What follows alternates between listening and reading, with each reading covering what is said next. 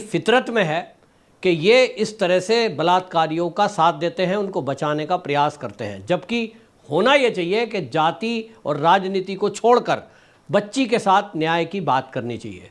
मायावती पहले भी एक सवाल उठा चुकी हैं, क्योंकि जब से अखिलेश यादव ने डीएनए टेस्ट की बात कही तब से मायावती ने एक्स पर पोस्ट करते हुए ये लिखा कि जिस तरह से डीएनए टेस्ट की मांग हो रही है, सवाल यह है कि समाजवादी सरकारों में इस तरह के केस में कितनी बार उन्होंने डीएनए करवाया है।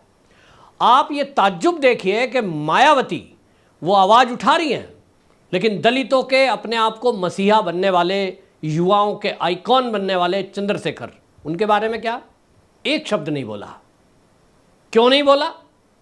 अब उसके ऊपर सोशल मीडिया पर पहले भी एक चर्चा हुई है, जब चुनाव चल रहा था उस दौरान में एक लड़की ने कोई आरोप लगाए थे, बाद में वो लड़की ऑस्ट्रेलिया रहती है, उस मुद्दे पर मौन हो गई।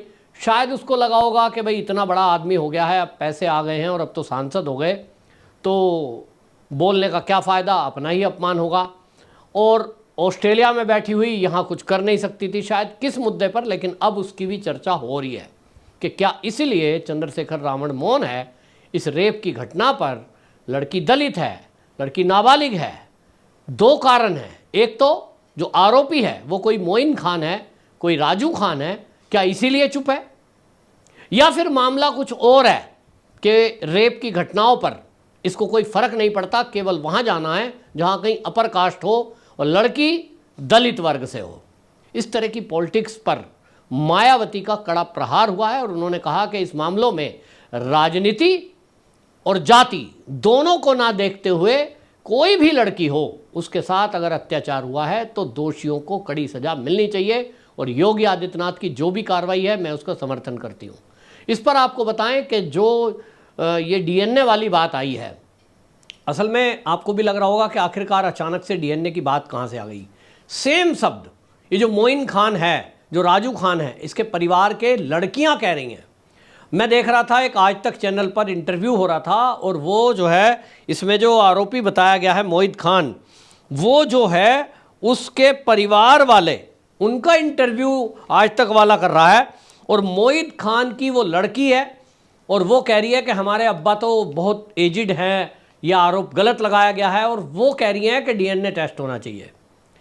जो अखिलेश यादव ने लाइन दी उसी को परिवार वालों ने पकड़ लिया, उसी लाइन को समाजवादी पार्टी कह रहे हैं साहब डीएनए टेस्ट क्यों नहीं होना चाहिए। इस पर मायावती ने सवाल खड़ा किया कि आप कितने डीएनए इस मामले में इस तरह से समाजवादी की जब सरकारें थी तब हुआ है।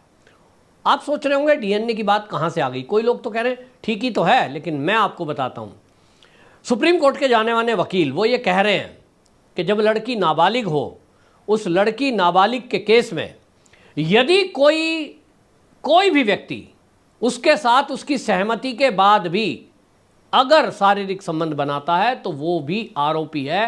ये जो पोक्सो एक्ट है उसमें कानून में लिखा है।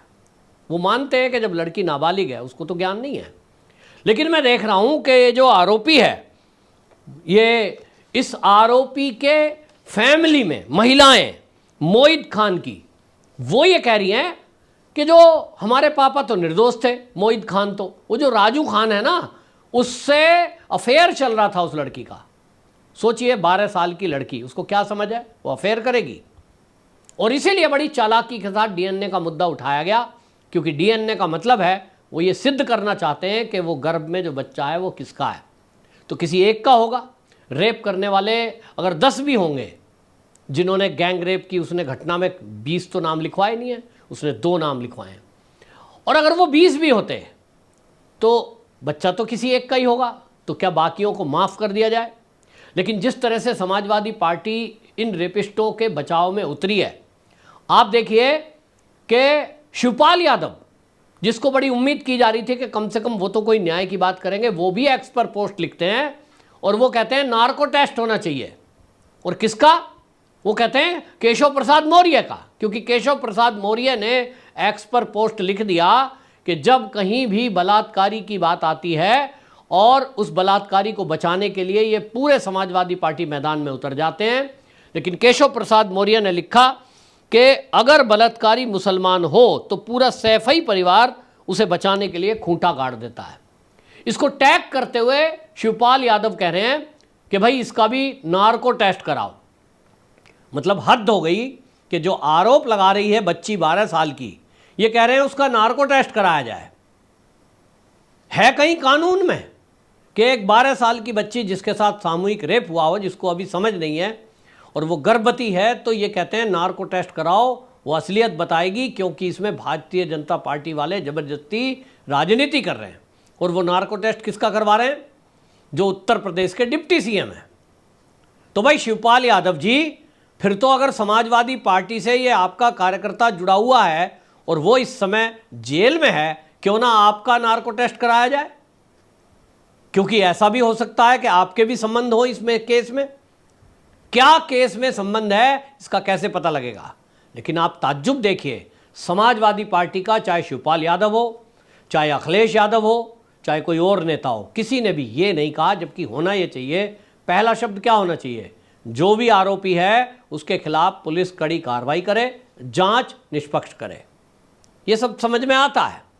अगर कहीं आपको लग रहा है कि जो आरोपी है, जिनके ऊपर आरोप लगाए गए हैं, चाहे वो मोहित खान है, चाहे वो और है, उनको अगर लगता है कि भाई हम तो निर्दोष हैं, हमने तो रेप किया ही नहीं, तो कोर्ट में जाओ और अपनी दलील रखो, साक्ष्य प्रस्तुत करो, निर्दोष होगे तो छूट जाओगे।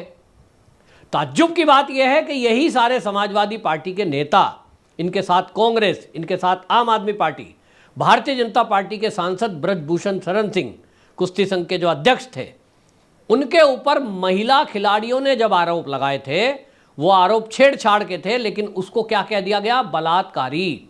उसको कहा गया कि ये बलात्कारी है, रेपिस्ट है, तुरंत इस्तीफा दे, और इस्तीफा मांग लिया गया था गृह मंत्री अमित शाह तक का। और ये कहा गया कि ये बलात्कारी हैं भाजपा वाले और इसको फांसी दो। फांसी की मांग कर रहे थे। ताज्जुब की बात यह है कि कोई खिलाड़ी, महिला खिलाड़ी नहीं कह रही थी कि हमारे साथ रेप हुआ है, वो छेड़छाड़ कह रही थी कि हमें कमर से पकड़ा, एक ने कहा मुझे हक कर लिया, एक ने कहा मुझे, उसने कहा मुझे ऊपर उठा लिया। अब वो मूवमेंट कैसे थे, क्या थे, वो जांच का विषय है, कोर्ट में चल रहा है। लेकिन उस समय इनकी भाषा देखिए कि ये लड़कियों के साथ थे। जब हाथरस कांड हुआ तब लड़कियों के साथ थे, लेकिन आज अयोध्या में, क्योंकि भारतीय जनता पार्टी की सरकार है और नेता जो फंसा है वो समाजवादी पार्टी का है, और उस पर भी वो मोहित खान है, और इसीलिए सब के सब उस दलित बच्ची को इस हालत में छोड़कर मोहित खान का पक्ष ले रहे हैं। डीएनए टेस्ट कराना है तो उस परिवार का करवा रहे हैं। उस नार्को टेस्ट की बात शिवपाल यादव ने कर दी। तो इस पर मायावती का बयान आना जरूरी है। और इसमें आपको बता दूं कि केशव प्रसाद मौर्य ने तो साफ साफ कहा कि जब मुस्लिम आ जाए कोई तो वहाँ एक खूंटा गाड़ देते हैं। हालांकि आपको बता दूं कि इस सारे मामले में जो अभी तक कार्रवाई हुई है, 3000 स्क्वायर फीट ज़मीन जो कि तालाब की थी, ये समाजवादियों के कारनामे हैं। उत्तर प्रदेश में यदि आप देखेंगे जगह जगह इस तरह का काम मिलेगा। मैं तो मुरादनगर में देखता था, गाज़ियाबाद ज़िले के मुरादनगर में, तो भाई मैं वहाँ पला बड़ा हूँ, मैंने देखा है कि गाज़ियाबाद के अंदर जो मुरादनगर ज़िला है, मुरादनगर जो कस्बा है, वहाँ पे वो एक वहाँ पे मेयर हो गया और उस मेयर ने किस तरह के ऐसे कब्जे के खूब काम कराए। फिर समाजवादी सरकार आई तो अब वहाँ अगर कोई जांच करेगा तो कितनी ज़मीनें निकलेंगी। ये तो अजीत पाल त्यागी, उनके पिताजी राजपाल त्यागी, उन लोगों ने टक्कर ली है वहाँ, उन पर हमले तक हुए हैं, तब जाकर के वहाँ कुछ चीज़ें रुकी हैं। जब से अजीत पाल त्यागी और राजपाल त्यागी जी, उनके पिता वहाँ विधायक हुए हैं, लेकिन हम लोगों की तो आदत है ना, भूल जाते हैं। उनके टक्कर लेने के काम, उनके एहसान भूल गए लोग। किस तरह की झंझटों में उन्होंने परिवार को खोया है, अपने परिवार के सदस्यों को। ये गुंडागर्दी लगभग हर जगह है, और जहाँ भी कहीं मोहित खान होंगे, कोई राजू खान होंगे, इस तरह की घटनाएं आम हो रही है। ये तो योगी आदित्यनाथ है उत्तर प्रदेश में, लेकिन क्या होता इसका कोई बता नहीं सकता। और इसीलिए अब आपको बताऊं कि ये जो घटना है, इस पर योगी आदित्यनाथ ने, जो 3000 स्क्वायर फीट जगह थी, उसमें जो बेकरी है जहाँ पर थी, वो बुलडोज़र चला है, और अभी दूसरी बिल्डिंग और खड़ी है, उसको भी तोड़ने के लिए जब बुलडोज़र पहुँचा तो पता चला वहाँ बैंक चल रहा है, पंजाब नेशनल बैंक चल रहा है। तो उस बैंक को 1 हफ्ते का समय दिया गया है कि भैया कोई दूसरी बिल्डिंग में शिफ्ट हो जाओ, ये बिल्डिंग अवैध है, तालाब की भूमि में है, इसको तोड़ना है। अब मकान का भी पता लगा है कि मकान भी इसी तरह शमशान की भूमि में बना है। सोचिए, शमशान की जगह भी नहीं छोड़ी और उसमें मकान बना लिया। रोब इतना है, मैंने आपको बताया था ना कि चित्रकूट के एक डीएम है, उनकी फोटो आ रही है समाजवादियों के साथ कि केक काट रहे हैं होटल में। इनके संबंध रहे, जो अखिलेश यादव से निकट जाकर के हाथ मिला रहा है। अभी तो अवधेश प्रसाद जो हैं, वो वहाँ के सांसद हैं, वो क्या कह रहे हैं, 500 फोटो रोज खींचती हैं। मुझे तो पता ही नहीं कौन कौन फोटो खिंचवा लेता है। चलिए, अगर आप कह रहे हैं कि आप जानते नहीं, आप ये कह रहे हैं कि समाजवादी पार्टी से कोई लेना देना नहीं है, तो आपका बयान ये क्यों नहीं आया कि जो भी आरोपी हैं उनके खिलाफ योगी जी सख्त कार्रवाई करें, उनको कड़ी से कड़ी सजा दें। आप उल्टा उल्टा बातें कर रहे हैं कि डीएनए करा लो, डीएनए करा लो, और आप झूठ बोल रहे हैं कि मैं तो जानता नहीं, जबकि ऐसे सैकड़ों सबूत हैं जो बता रहे हैं कि अवधेश प्रसाद जी के निकट संबंधी हैं, मतलब संबंध क्लोज हैं, चुनाव का पूरा प्रबंध उसने देखा आपका। तो फिर ये झूठ क्यों बोल रहे हैं, ये बड़ा सवाल उठ रहा है। कुल मिलाकर मायावती का स्टैंड बहुत अच्छा लगा इस मामले में, और नेताओं को इसी तरह होना भी चाहिए कि कोई भी बच्ची हो, यदि एक महिला है, वो महिला होने के कारण, और उत्तर प्रदेश की राजनीति जिनको करनी है, मामले कुछ भी हो सकते हैं। बच्चियों के साथ अगर मान लीजिए कोई अपर कास्ट की है, तो क्या उसका दर्द नहीं है? वहाँ नेताओं को नहीं बोलना चाहिए, योगी जी को घेरना है तो हर घटना पर घेरो ना। केवल दलित बच्ची के साथ जब अपर कास्ट का कोई लड़का होगा, हाथरस जैसा कांड, तो वहाँ झूठ भी आरोप लगाएंगे और खूब चिल्लाएंगे, क्योंकि वहाँ लग रहा था कि योगी जी को घेर सकते हैं, क्योंकि आरोपी ठाकुर है, और इसलिए खूब शोर मचाया। कोर्ट ने फिर छोड़ दिया उनको, बाकी जगह आप मौन हो जाएंगे। तो भाई, योगी जी को घेरने के लिए जितनी घटनाएं हो रही हैं, सब जगह घेरो ना। किसी भी बेटी के साथ, महिला के साथ अत्याचार होना या कोई भी घटना होना, जैसे लखनऊ में पानी घेरने की घटना थी, छेड़छाड़ कर रहे थे ना, वो भी गंभीरता से योगी जी ने लिया, और देखो उस पर क्या एक्शन हुआ है। तो हर घटना पर सवाल उठाओ, और जो आरोपी हैं, अभी तो आरोपी है ना, उन आरोपियों को जांच के पहले उस पर टिप्पणी करके उन्हें बचाने की कोशिश ना करो।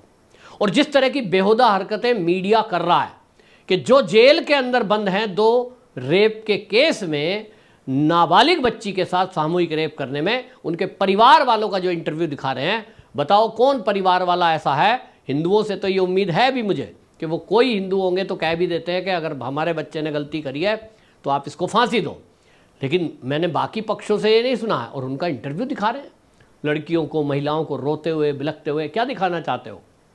एक नैरेटिव बनाने की लड़ाई चल रही है कि सब निर्दोष हैं, योगी सरकार मुसलमानों पर अत्याचार कर रही है।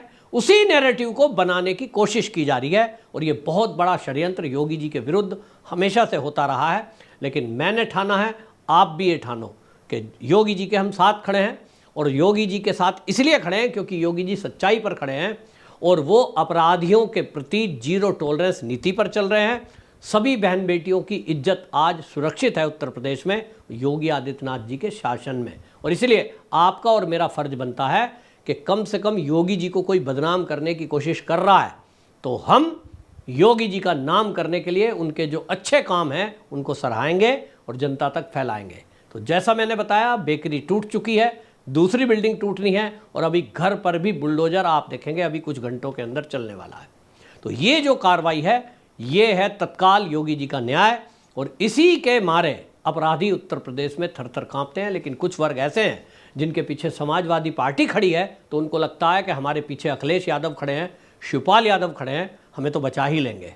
और इसलिए समाज में, जेल में जाने के बावजूद भी उनको ऐसा माना जा रहा है जैसे वो बड़े हीरो हैं, और योगी जी जबरदस्ती समाजवादियों को फंसा रहे हैं।